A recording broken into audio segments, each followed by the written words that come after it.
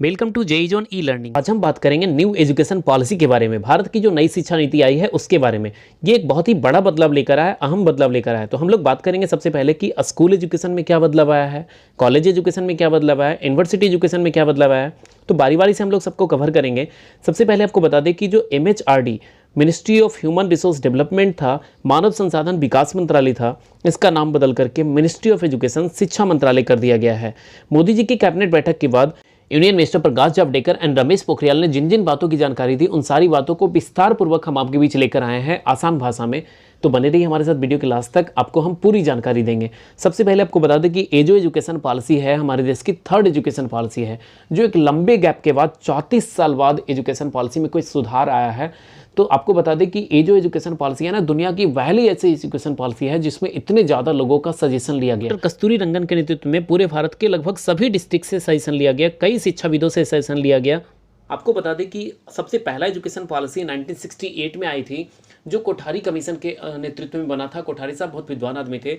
उसके बाद 86 में उसी पॉलिसी को रिवाइज किया गया, उसमें कुछ थोड़े बदलाव किए गए। लेकिन इसके बाद 92 में बहुत स्लाइटली चेंज हुआ। तो स्लाइटली चेंज होने के कारण इसको कोई नया एजुकेशन पॉलिसी नाम नहीं दिया गया, सब कुछ 86 वाला ही रह गया। और अभी तक 86 का ही चल रहा है हम लोग का एजुकेशन पॉलिसी। इसके बाद 34 साल बाद, 86 के बाद 34 साल बाद लंबे गैप के बाद एजुकेशन पॉलिसी में बहुत बड़ा बदलाव आया है। अब जो एजुकेशन पॉलिसी है ना, मानो एजुकेशन की दुनिया ही बदल गई है। तो सबसे पहले इसमें बात करेंगे हम लोग कि न्यू एजुकेशन पॉलिसी क्या है, क्या इसी वर्ष से इंप्लीमेंट होगा, 10th बोर्ड होंगे या नहीं होंगे, इस तरह के कई सवाल आपके माइंड में घूम रहे होंगे। तो बिल्कुल आपको ये पूरी जानकारी दी जाएगी, बने रहिए हमारे साथ लास्ट तक। तो सबसे पहले आपको बता दें कि एजुकेशन पॉलिसी में जो सबसे बड़ा चेंज आया है वो 10+2 की जगह 5+3+3+4 पैटर्न पे पढ़ाई होगी। ये 5+3+3+4 क्या है, इसके बारे में थोड़ा जानते हैं।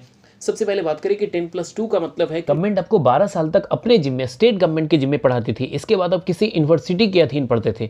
कोई भी स्टेट बोर्ड या CBSE बोर्ड आपको 10+2 के बाद नहीं पढ़ाती थी। कभी आपने ऐसा नहीं सुना होगा कि कोई बच्चे ने ग्रेजुएशन किया बिहार बोर्ड से या यूपी बोर्ड से या CBSE बोर्ड से, नहीं, ये वो 10+2 तक ही कराती थी। इसके बाद आप किसी यूनिवर्सिटी से पढ़ाई करते थे आगे का। इसका मतलब पहले गवर्नमेंट आपको 12 साल तक मुफ्त पढ़ाने का बीड़ा उठाती थी, अभी 15 साल तक पढ़ाएगी। स्टेट गवर्नमेंट से जैसे ना पढ़ाई के साथ साथ साइकिल पोशाक वगैरह भी मिलते हैं, तो वो 15 सालों तक मिलेगा। तो 15 साल का मतलब ये नहीं कि 10+2 के बाद 3 साल और आगे, नहीं। पहले जो एंट्री 6 साल की उम्र में होता था, अब ये एंट्री 3 साल की उम्र में ही होगा। ऐसा इसलिए किया जा रहा है क्योंकि बच्चा जब 6 साल की उम्र में आता है, उसके पहले खूब खेल कूद करता है घर में, तो उसका स्कूल से लगाव कम होता है, वह स्कूल जाने से कतराता है। लेकिन पहले 3 साल जो घर में खेल कूद का सिस्टम मिलता था, वही सिस्टम अब उसको स्कूल में दिया जाएगा। इससे क्या होगा ना, बच्चों का स्कूल के प्रति लगाव बढ़ेगा। वो घर सुबह उठते ही वो स्कूल जाने की सोचेगा, क्योंकि वहाँ स्कूल में उसके दोस्त मिलेंगे, उसको खेलने कूदने का माहौल मिलेगा, उसको होमली इन्वायरमेंट दिया जाएगा। और सबसे पहले यहाँ पे गार्जियन को एक जिम्मेदारी दिया जाएगा कि आपको जन्म से 3 साल तक में आपको उसको एक अच्छा स्वास्थ्य देना है, खेलना चलना बोलना सिखाना है। और इसके बाद 3 साल के बाद उसको किसी आंगनबाड़ी या प्री स्कूल में, आंगनबाड़ी गवर्नमेंट की तरफ चला जा रहा है, प्री स्कूल प्राइवेट स्कूल हो रहे हैं CBSE का या जो भी, ठीक है, तो प्री स्कूल या आंगनबाड़ी में एडमिशन करा देना, जहां उसे खेल कूद के माध्यम से पढ़ाया जाएगा। गवर्नमेंट का ये पॉलिसी है कि शुरुआत के 5 साल खेलो कूदो और पढ़ो। ध्यान रहे कि 3 साल में ही एडमिशन कराना है। 3 साल से 8 साल के एज के पीरियड को फाउंडेशन पीरियड कहा गया है। इसको 2 पार्ट में बांटा गया है। 3 साल, पहला जो 3 साल होगा वो आंगनबाड़ी या प्री स्कूल में पढ़ना है। आंगनबाड़ी गवर्नमेंट के द्वारा चला जा रहा है और प्री स्कूल प्राइवेट स्कूल के द्वारा चला जा रहा है। ठीक है, तो ये 3 साल में उसको nursery, pre nursery, KG cover कराया जाएगा। साथ में उसके साथ 2 साल क्लास 1 और क्लास 2 कवर कराया जाएगा। ये 5 साल में बच्चों को पढ़ना लिखना, नंबर्स पहचानना, हैंडराइटिंग बनाना सिखाया जाएगा। और जो बेसिक एक्टिविटी बच्चों को सीखनी चाहिए वो सब बताया जाएगा। यहाँ पे खेलकूद के माध्यम से पढ़ाया जाएगा। जैसे A फॉर एप्पल पढ़ाना है तो एप्पल दिखा करके पढ़ाया जाएगा। साथ में यहाँ पे बच्चों को एग्जाम के भय से मुक्त किया जाएगा। There will be no exam in foundation stage. इस 5 साल में बच्चों का कोई एग्जाम नहीं होगा। अगर कोई एग्जाम होगा तो पूछताछ ओरल के रूप में ऐसे ही खेलकूद के माध्यम से कराया जाएगा। इसके बाद बच्चा का जो ऐसी 8 से 11 ईयर्स का जो पीरियड होगा, इस पीरियड को प्रिपरेटरी स्टेज कहा गया है। इसमें class 3, class 4, class 5 3 class cover होंगे। यहाँ से एग्जाम शुरू हो जाएगा और इस पूरे पीरियड को क्षेत्रीय भाषा में पढ़ाया जाएगा, ताकि बच्चों को टफ नहीं लगे और उसे पूरा कॉन्सेप्ट सीख सके। जैसे आपका कोई दोस्त मान लिया कि आपसे कुछ बता रहा हो, आपको कुछ समझाना चाह रहा हो, लेकिन आपको समझ नहीं आ रहा, लेकिन फिर वो आपके लैंग्वेज में, आसान भाषा में, लोकल लैंग्वेज में समझाता है तो आपके मुंह से तुरंत निकलता है। तो ऐसा बोलो ना, इसका मतलब हुआ कि बच्चों को अगर लोकल लैंग्वेज में समझाएंगे तो उसे बहुत जल्दी कॉन्सेप्ट बिल्ड होगा और ज़्यादा समझ पाएगा। और हमें कॉन्सेप्ट बिल्ड करना है बच्चों में, फिर हम उसकी भाषा आसानी से बदल सकते हैं जब वो मैच्योर होगा।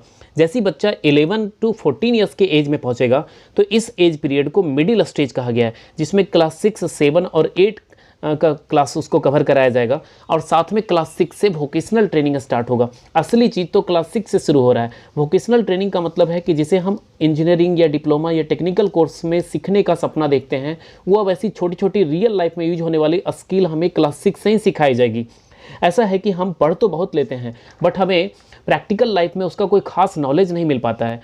हमारे पास किताबी ज्ञान तो होता है, जैसे कोई बच्चा बीए किया हो, एमए किया हो, उसके बाद उसको गवर्नमेंट जॉब अगर नहीं मिला हो तो प्राइवेट टीचर बन सकता है। अगर वो ऐसा भी नहीं किया तो उसके पास ऐसा कोई स्किल नहीं होता जिससे वो कोई काम स्टार्ट कर सके, है ना हमें कारपेंट्री आती है, ना बिजली ठीक करना आता है, ना हमें पंखे ठीक करना आता है। जैसा आपने सुना है ना कि कुछ कंट्री में छोटे छोटे बच्चे भी टॉय बनाना जानते हैं, छोटे छोटे बच्चे भी दैनिक जीवन में यूज होने वाले वस्तुएं बनाने की स्किल रखते हैं। तो अब ऐसा ही कुछ हमारे देश में, अपने देश में होने वाला है। बच्चों को किताबी ज्ञान के साथ साथ और व्यवहारिक ज्ञान के साथ साथ उसको रोजगार दिलाने वाले ज्ञान पे विशेष जोर होगा। बच्चा का जिसमें इंटरेस्ट हो, जिस एक्स्ट्रा एक्टिविटी में इंटरेस्ट होगा, उसी ओर उसको आगे बढ़ाया जाएगा।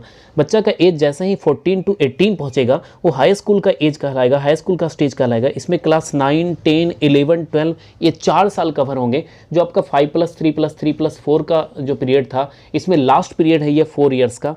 इस सेकेंडरी स्टेज में बच्चों को सब्जेक्ट सिलेक्शन की आज़ादी मिलेगी। जैसे पहले क्या था, 10 तक आपको प्लेन पढ़ाई करना है और उसके बाद 11th में जाकर के आपको सब्जेक्ट चुनने का ऑप्शन मिलता था। आपको 3 ऑप्शन दिए जाते थे कि आप आर्ट्स ले सकते हैं, साइंस ले सकते हैं या कॉमर्स ले सकते हैं। और साइंस में आपको ये फिक्स सब्जेक्ट ही पढ़ने होते थे, फिजिक्स, केमिस्ट्री, मैथ या बायो, उसके बाद फिर हिंदी, इंग्लिश, ऐसा पढ़ना होता था। इसके अलावा अगर मान लो कि साइंस के साथ आपको ज्योग्राफी का इंटरेस्ट है तो आप ज्योग्राफी नहीं पढ़ सकते। कॉमर्स के साथ अगर बायो का इंटरेस्ट है आपका अच्छा, तो आप ऐसा नहीं कर सकते, नहीं सुन सकते। तो यहाँ पे आपको ये आज़ादी मिलेगा। आपके पसंद का सब्जेक्ट होगा तो आप ज़्यादा मेहनत करेंगे, तो निश्चित रूप से ज़्यादा स्किल्ड होंगे। जैसे आपके पास अगर सिंगिंग, पेंटिंग, स्पोर्ट्स, योगा में इंटरेस्ट है, उसमें अगर आप अच्छा करना चाहते हैं तो उसको भी एज ए सब्जेक्ट आप चुन सकते हैं, उसको भी इक्वल वेटेज मिलेगा। इसका ये मतलब नहीं कि आप इसमें से ही, एक्स्ट्रा में से ही 3-4 सब्जेक्ट चुन ले, नहीं, कोई एक सब्जेक्ट चुनना है। सभी स्टूडेंट को एक्स्ट्रा एक्टिविटी में किसी न किसी इवेंट में पार्टिसिपेट करना ही करना है। अप टू क्लास 12 आपको किसी एक करिकुलम, एक्स्ट्रा करिकुलम एक्टिविटी में एक्सपर्ट हो जाना है, पारंगत हो जाना है। ये कंपल्सन है, जो आपके मार्क्स में, आपके सर्टिफिकेट में मेंशन होगा कि आप एक्स्ट्रा एक्टिविटी में किस में एक्सपर्ट हैं, किस में स्किल्ड हैं।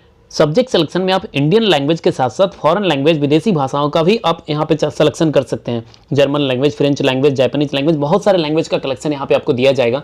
लेकिन ऐसा नहीं कि उसका क्लास शुरू होगा ऑफलाइन में, नहीं, उसके लिए ई कोर्सेज कराए जाएंगे। आपको 12th के पहले तक में, 12th तक में ही उसका बहुत सारे पार्ट कवर अप कर लेना है। उसका एग्जाम होगा, उसका आपके पास मार्कशीट होगा, है ना, सर्टिफिकेट होगा, तो आप उसके थ्रू आगे आप अपने करियर उसी क्षेत्र में आगे बढ़ा सकते हैं। इस सेकेंडरी स्टेज के 4 साल में आपका सेमेस्टर वाइज एग्जाम होगा। फर्स्ट 6 मंथ में जितना पढ़ा फिर एग्जाम होगा, फिर 6 मंथ जितना पढ़ा उसका एग्जाम होगा। ऐसा नहीं कि पहले क्या होता था कि पूरे साल भर में सिर्फ लास्ट में फरवरी मार्च में पढ़ के बच्चा एग्जाम पास कर जाता था। ऐसे भी बहुत सारे बच्चे होते थे, लेकिन अब उससे पूरे साल पढ़ना होगा, क्योंकि हर 6 महीने में एग्जाम होगा और उसका मार्क्स से आपको सर्टिफिकेट बनेगा। अब एग्ज़ाम जो होगा ना, ये सिर्फ 3, 5, 8, 10 और 12 में ही होगा। बीच में 2 आ रहा है, 4 आ रहा है, 6 आ रहा है, 7 आ रहा है, इस सब क्लास में सिर्फ असेसमेंट टेस्ट होगा। मेन एग्जाम आपका कब कब होगा?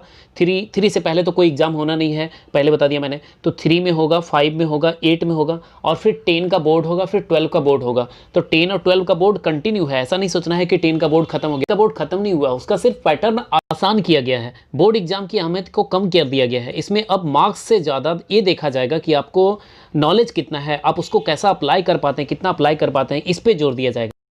स्किल बेस्ड एजुकेशन को बढ़ावा देने के लिए बोर्ड एग्जाम के प्रेशर को कम किया जाएगा। बच्चे बोर्ड एग्जाम का प्रेशर के कारण कुछ भी एक्स्ट्रा नहीं कर पाते थे, तो अब उसको नॉलेज पे जोर देना है, नॉलेज हासिल करना है, कॉन्सेप्ट हासिल करना है। वोकेशनल कोर्स के लिए हर एक शहर में कुछ वोकेशनल सेंटर भी बनाए जाएंगे। इसके अलावा आपको जिस एक्टिविटी में इंटरेस्ट है उससे रिलेटेड फैक्ट्री में जाकर के आप 10 दिन का इंटर्नशिप कर सकते हैं। हर एक साल 6 से लेकर के 12 तक में हर एक साल आपको 10 दिन का इंटर्नशिप करना ही करना है। इससे आपका स्किल बढ़ेगा। गवर्नमेंट इस पर बहुत ज़्यादा खर्च करने के लिए भी रेडी है। जो पहले पूरे GDP का 4% या 4 से कम % भी खर्च होता था, अब उस पर पूरे 6% का खर्च करने के लिए तैयार है गवर्नमेंट, जो एक बहुत ही बड़ा बदलाव होगा। इससे काफ़ी कुछ सुधार हो सकता है। यहाँ एजुकेशन सिस्टम के साथ साथ इंफ्रास्ट्रक्चर भी डेवलप करने होंगे। अब लास्टली हम लोग बात करते हैं कि न्यू एजुकेशन पॉलिसी कब से स्टार्ट होगा। तो जो इस बार 9th में या 10th में है ना, उसको इसका कोई फायदा नहीं मिलने वाला है। जो अगले साल 9th में जाएगा ना, उसको सबसे पहला सेशन मिलेगा जिसमें न्यू एजुकेशन पॉलिसी के अकॉर्डिंग आगे बढ़ेगा। फिर वही बच्चा जब 10th में जाएगा तो 22 to 23 में इसको फायदा मिलेगा। वही बच्चा जब 12th में जाएगा तो 24 से 25 में इसको फायदा मिलेगा। इसलिए जो इस बार 9th या 10th में है वो बिंदास पढ़ते जाइए। आई होप आपको समझ में आ गया होगा। मिलते हैं फिर अगले वीडियो में, तब तक के लिए जय हिंद।